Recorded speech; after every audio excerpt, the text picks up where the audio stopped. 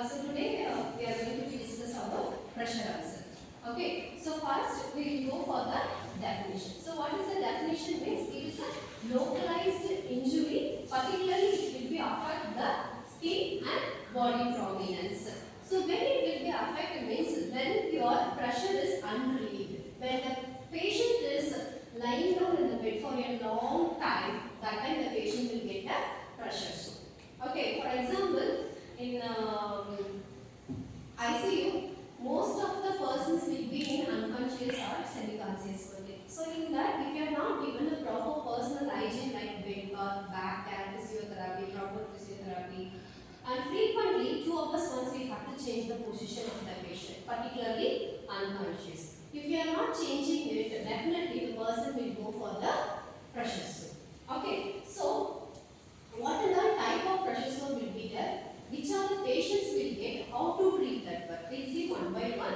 So in this first one is risk factors. So risk factors means those person will be under the risk to get the pressure sore. The first one is friction. So friction means when your bedspread is not in a proper manner, it will be giving some frictions to you. Means the skin and the bedspread both will get frictions.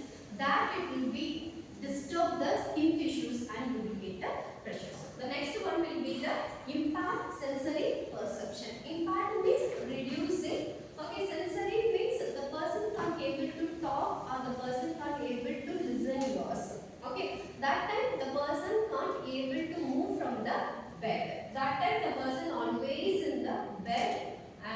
That is called as an impaired mobility. Because of the impaired sensory, the person will go for unconscious. That unconscious, the person will go for the impaired mobility.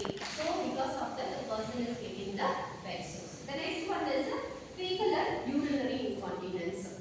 So this one, if the person you are not keeping the catheter and you are not keeping the sanitary pad means, if you are leaving it, that the urine also will disturb the skin. That it will be make some disturbance. The fecal also, whenever they are passing, we doesn't know because they are unconscious. That also will create a wet environment to the skin and it will create the pressure. Always we make sure the patient is dry. Okay, if you are any wet, any IV fluid is spilled on the bed, any urine or any the fetus matter, it make the patient too wet means it will be creating a pressure. So your mind is always you keep unconscious patient in the dry manner. There will be no water near to the patient or any watery content. It will be disturbed and it will be create a pressure. So the next one is a malnutrition. So what are the important 5 nutrients we are having? Protein, fats. These 3 are called macronutrients. Vitamin and mineral is called as vitamins. So if we are not taking a proper amount means the protein and all, we go for the malnutrition. Once we go for malnutrition, what will happen?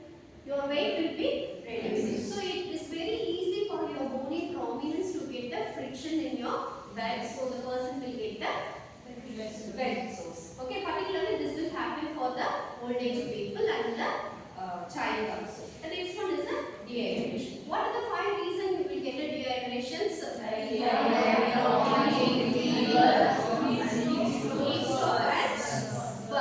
Okay, these are the 5 reasons the person will go for the dehydration. So once the dehydration is happen also, that the weight will be reduced. Because of the weight reduction, the person will go for the weight. So the next one is excessive body weight. Okay, when that body weight is also more. For example, mainly the diaper.